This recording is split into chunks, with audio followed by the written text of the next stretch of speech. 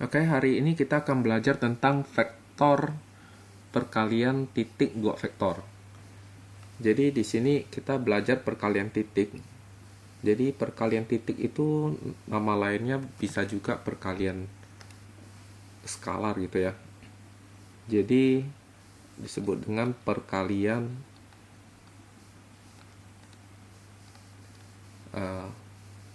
skalar gitu ya. Skalar. Bisa pula ini diganti dengan perkalian titik gitu ya. Dia bisa perkalian titik, bisa perkalian skalar dua vektor gitu ya.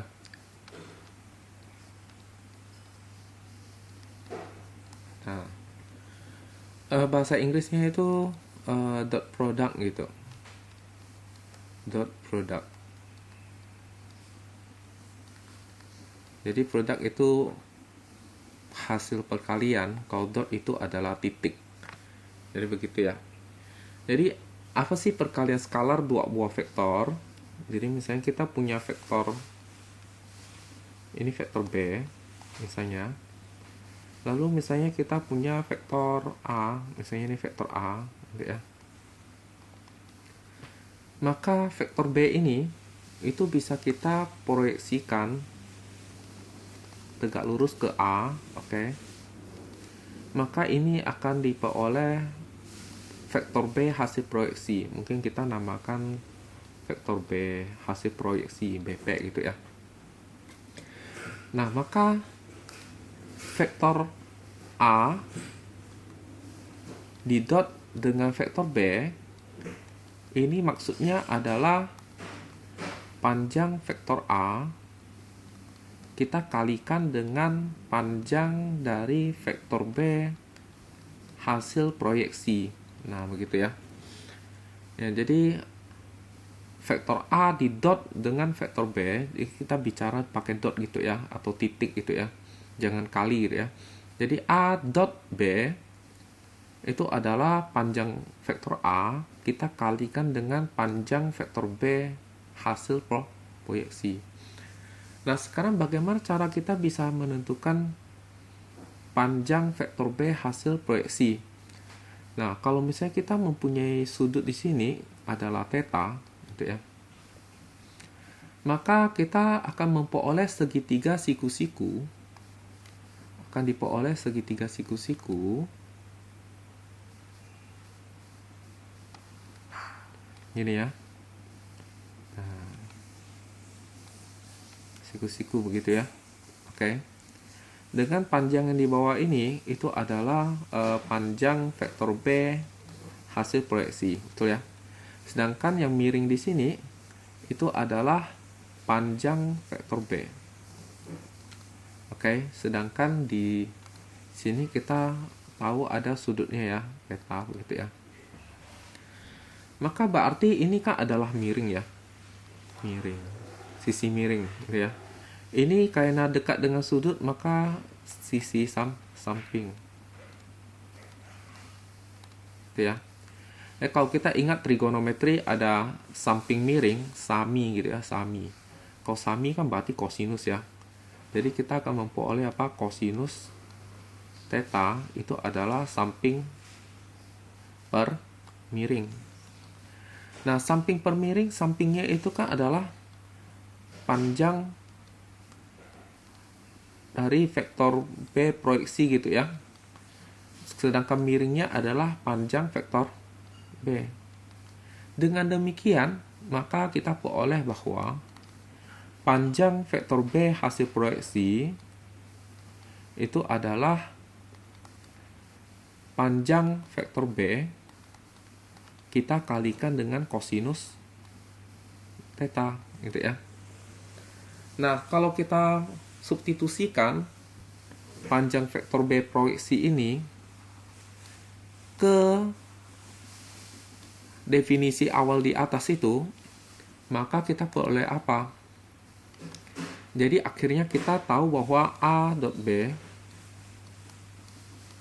itu adalah panjang vektor A dikalikan dengan, ini mungkin jangan dot ya, perkalian biasa aja, dikalikan dengan panjang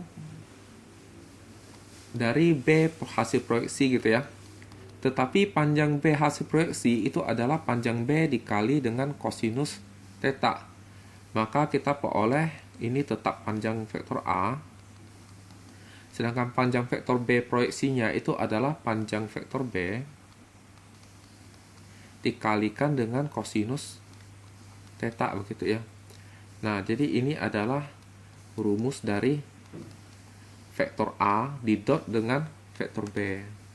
Oke, jadi ini adalah rumus vektor A didot dengan vektor B. Begitu ya. Oke, dengan menggunakan rumus ini kita bisa menentukan hasil dari vektor A didot dengan vektor B. Oke, mungkin kita lihat contohnya.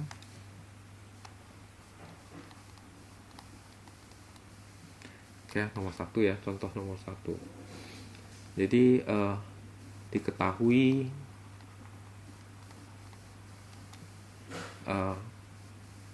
vektor A dan vektor B mempunyai panjang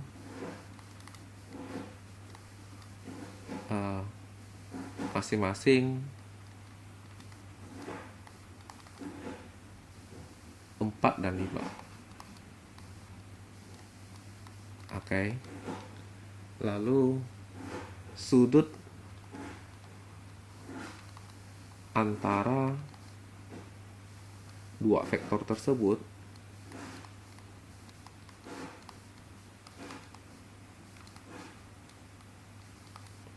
uh, 60 derajat. Nah, gitu ya. Itu soalnya minta apa? Tentukan A dot B. Nah, begitu ya. Oke, sekarang kita jawab. Jadi dari soal tentu saja kita tahu bahwa jawab gitu ya. Oke, dari soal kita tahu bahwa panjang A itu adalah 4 ya. Sedangkan panjang dari vektor B itu adalah 5. Sedangkan sudutnya antara dua vektor tersebut adalah 60 derajat. Berarti kalau ditanyakan adalah vektor A didot dengan vektor B, maka berarti panjang dari vektor A dikalikan dengan panjang dari vektor B, lalu dikalikan dengan kosinus theta. Maka panjang dari vektor A itu adalah 4. Panjang dari vektor B adalah 5, sedangkan tetanya adalah 60 derajat. Jadi kosinus 60 derajat. Berapakah kosinus 60 derajat? Jadi kosinus 60 derajat adalah setengah. Jadi kalau ini kita kalikan semua, maka dapatlah hasilnya adalah 10. Oke. Jadi mudah sekali ya. Oke. Kita akan lanjut dengan berikutnya. Oke, berikutnya adalah bentuk lain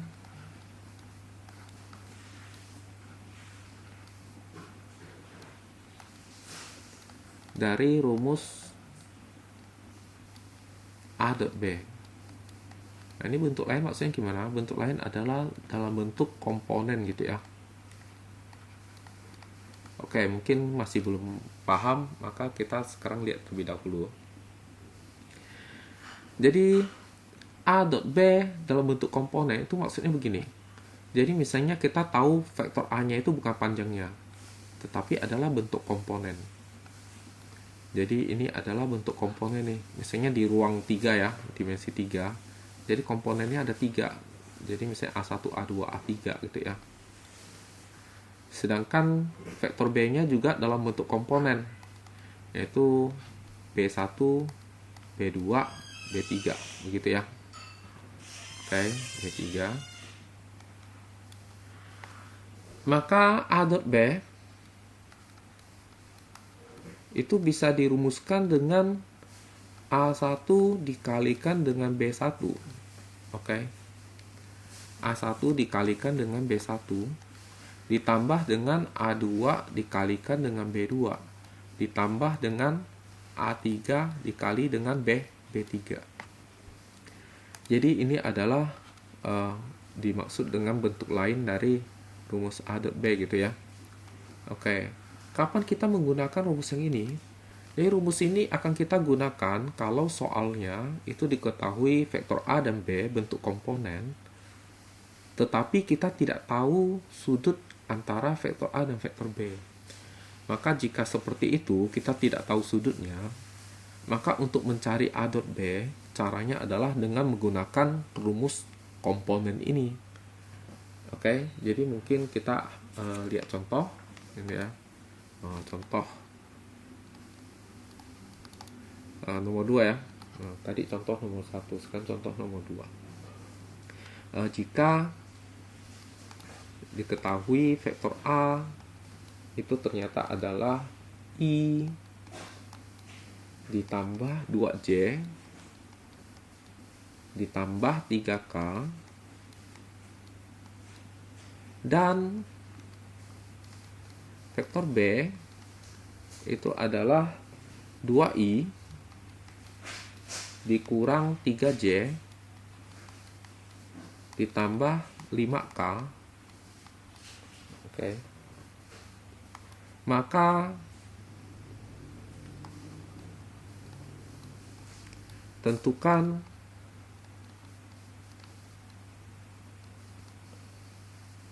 A dot B. Nah, itu ya. A vektor A dot vektor B. Nah, itu ya. Oke, kalau kita perhatikan di soal ini, kita tidak mengetahui besar sudut dari vektor A dan vektor B. Maka berarti kita tidak bisa menggunakan rumus yang panjang. Oleh karena itu, maka kita gunakan rumus yang komponen. Jadi A dot B, vektor A itu mungkin kalau kita tulis dalam bentuk vektor kolom lebih mudah dipahami ya. Jadi adalah 1, 2, 3. Sedangkan vektor B itu kalau ditulis dalam bentuk kolom itu adalah 2, negatif 3, sama 5. Oke. Maka A dot B itu adalah penjumlahan dari perkalian yang posisinya sama. Jadi yang posisi pertama dikalikan dengan posisi pertama. Nanti dijumlahkan dengan yang posisi kedua dikali dengan yang kedua dijumlahkan dengan posisi 3 dengan posisi 3 gitu ya. Berarti diperoleh 1 dikali 2 ditambah 2 dikalikan dengan negatif 3 ditambah dengan 3 dikali 5. Oke. Maka jika kita hitung 2 ditambah dengan negatif 6 ditambah dengan 15. Nah, ini 2 ditambah negatif 6 kan adalah negatif 4 ya. Masih ditambah dengan 15. Maka hasilnya adalah 11. Begitu ya.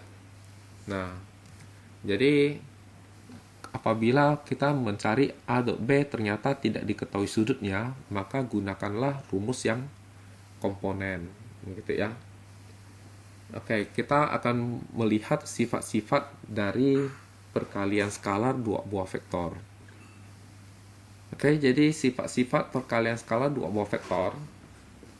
Jadi sifat yang pertama itu adalah sifat komutatif. Jadi di dalam perkalian skala dua buah vektor itu berlaku sifat komutatif. Jadi vektor A kita dot dengan vektor B itu hasilnya akan sama saja dengan vektor B didot dengan vektor A. Jadi vektor A dan vektor B didot itu sama saja dengan vektor B didot dengan vektor A. Artinya urutan perkalian itu tidak penting. Disebut sifat komutatif. Sifat yang kedua itu adalah sifat distributif. Jadi maksudnya gimana? Maksudnya begini.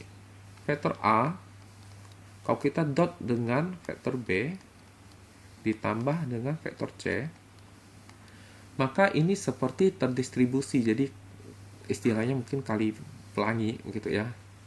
Nah, jadi kalau istilah aslinya sih adalah expand ya, dijabarkan gitu ya.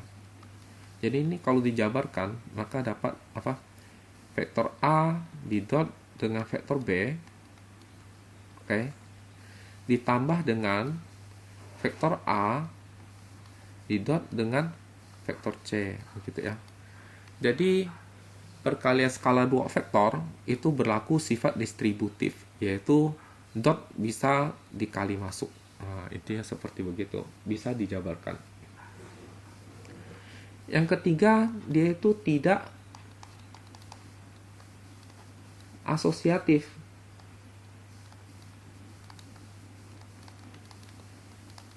Apa itu asosiatif? Jadi maksudnya begini. Vektor A didot dengan vektor B, lalu kita didot dengan vektor C. Misalnya ini kerja duluan.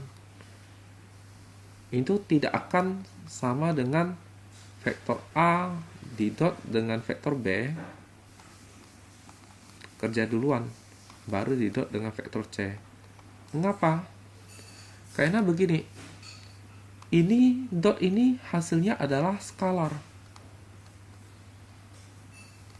sedangkan vektor A ini adalah vektor. Jadi ini kalau di dot ini tidak menghasilkan apa-apa gitu ya. Jadi tak ada hasilnya. Kenapa? Karena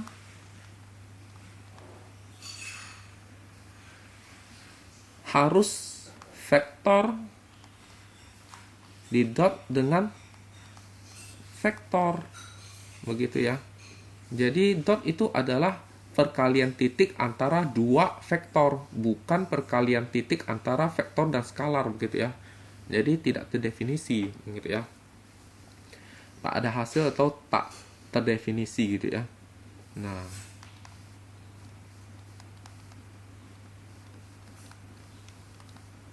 jadi itulah sebabnya mengapa kita tidak bisa menuliskan perkalian titik 3 vektor gitu ya. Dia hanya bisa untuk 2 vektor. Karena 2 vektor ini maka hasilnya adalah skalar gitu ya. Alias suatu bilangan gitu ya. Bukan vektor lagi. Oke.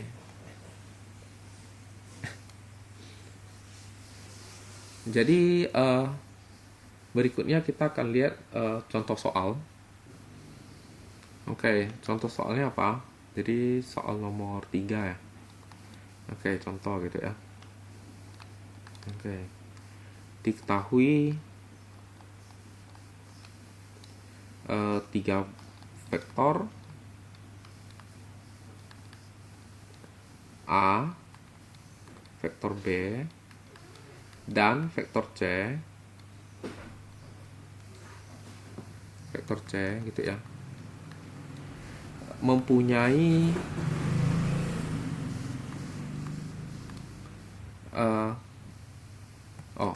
memenuhi ini A dot B itu ternyata adalah 5, sedangkan A dot C itu ternyata adalah negatif 3 gitu ya. Terus ditanyanya adalah tentukan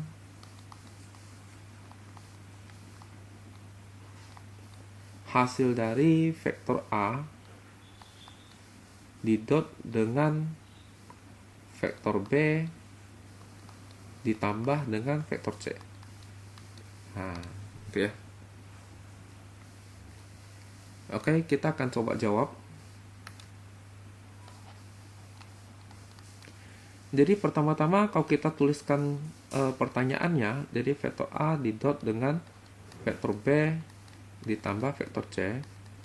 Kita tahu bahwa ini bisa kita terapkan sifat distributif ya. Jika kita terapkan sifat distributif, berarti vektor A ini kita seakan-akan didot dengan vektor B kali masuk ya.